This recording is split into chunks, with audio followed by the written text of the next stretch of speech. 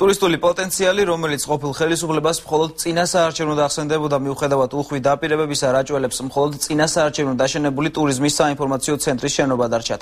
რაჭის უნიკალური ბუნების პოპულარიზაციაში ტურისტული კომპანიები დახმარებას ახალ მთავრობას თხოვენ. გარემოს დაცვის სამინისტროში კი აცხადებენ, რომ აუცილებელია რეგიონის პოტენციალი თავიდან შეფასდეს, რის შემდეგაც კონკრეტული ღონისძიებების დაგეგმვა გახდება შესაძლებელი. რაჭის ტურისტული პოტენციალი ყოფილ ხელისუფლებას მხოლოდ წინასაარჩევნოდ ახსენდებოდა. ნაციონალური მოძრაობისგან რაჭველებს შეუსრულებელი დაპირებები და წინასაარჩევნოდ აშენებული ტურიზმის ცენტრის ცარიელი შენობა დარჩათ. რაჭის უნიკალური ბუნების პოპულარიზაციაში ტურისტული კომპანიები დახმარებას ახალ მთავრობას თხოვენ. მათი თქმით, რეგიონში ტურიზმის განვითარება რამდენიმე მიმართულებით შეიძლება. ტურისტული ბიზნესისთვის აუცილებელი არის პირველ რიგში ნება ჩვენი ხელისუფლებიდანაც, ადგილობრივებიდანაც და რაც მთავარია, ბუნება ხელს გვიწყობს საიდარების საუკეთესო მდინარეებია, მდინარე ჩვეშური, რიონი. ალპინიზმისთვისაც, ასე ვთქვათ, საკმაოდ კი არა, კარგი დონის მთები არის. მეცხრე არხის გადამღები ჯგუფი საქართველოს რუსეთის საზღვარზე, ჩვეშურისა და ნოწარულას ხეობებში, კავკასიონის მთავარ ქედზე მდებარე მწვერვალების, ლაბოდასა და ყარაუგომის ძირში, ზღვის დონიდან 2500 მეტრის სიმაღლეზე იმყოფებოდა. ჩვენი მეგზურის თქმით, ხეობები სამონადირეო ტურიზმის განვითარებისთვის საუკეთესო ადგილია.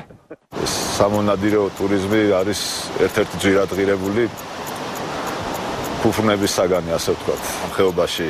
არის უნიკალური ენდემური ჯიში, ცენტრალური კავკასიონის ჯიხვი, რომელიც განსხვავდება კავკასიონის სხვა ჯიხვებისგან, სახეობებისგან. არის არჩვი, ფსიტი, ჩვენებურად არჩვი. არის კავკასიური როჭო, კავკასიური შურთხი. რაჭაში სამონადირეო ტურიზმის განვითარებასთან დაკავშირებით გარემოს დაცვის სამინისტროში საქართველოს მონადირეთა და მეთევზეთა ფედერაციაც საკუთარი წინადადებების შეტანას გეკბავს. რაჭისთვის თუ რამე შეიძლება გაკეთდეს სასიკეთო და შეიძლება საინტერესო, ეს იქნება აღორძინება და მოწესრიგება სანადირო ტურიზმის. გარემოს დაცვის მინისტრის ხათუნა გოგოლაძის განცხადებით კი აუცილებელია რეგიონის ტურისტული პოტენციალის შესწავლა თავიდან მოხდეს. როგორი ტურიზმი იქნება, ეკოტურიზმი თუ რაღაცა ტურიზმი, ეს ერთად დარგობრივ სამინისტროსთან ერთად უნდა იქნეს მოფიქრებული ეკონომიკის სამინისტრო და რა პოტენციალი არსებობს ქვეყანაში. ყოფილი ხელისუფლების დაპირებებით იმედგაცრუებული რაჭველები იმედს მაინც არ კარგავენ, რომ რაჭის უნიკალურ ბუნებას ახალი ხელისუფლება მაინც სათანადოდ დააფასებს.